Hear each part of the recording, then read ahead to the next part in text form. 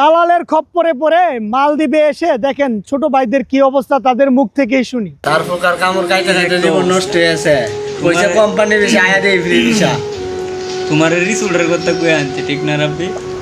হ্যাঁ আমার তো রিসুটের কথাই কই আনছি, কিন্তু রিসুট তো খুঁজে পাই না। কোন রিসুটে তো কই আনছি, রিসুটে খুঁজে পাই না। কি একটা অবস্থা।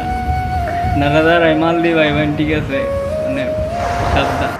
দালালের খপ্পরে পইরা বলছে কোম্পানি ভিসা, আইসা থেকে ফ্রি ভিসা। এরকম অনেকে প্রায় মালদ্বীপে আজকে এই অবস্থা। এই যে ছোট ভাইরা এটা তাদেরকে বলছে যে রিসুটের কাজে আনবে এবং কোম্পানির ভিসায় আজকে তাদেরকে ফ্রি ভিসা আইন না কোনো না কোনো একটা রুমের ভিতরে যেখানে হোক না কেন বসায় রাখছে, কাজ নাই কিচ্ছু নাই। এরকম অনেকেই আছে।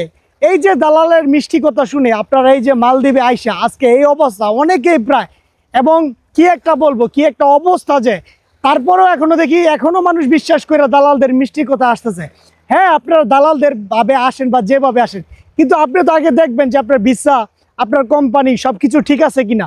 এক ডিজিটাল যুগ, এই সময় যদি আপনারা আপনাদের ভিসা কাগজপত্র না দেখতে পারেন, তারপরেও তাদের মিষ্টি কথা বিশ্বাস করে বিদেশে আসেন, তাহলে উলুশের কামড়, কত কিছুর কামড় যে খাইতে হইব, কত কষ্ট করতে হইব।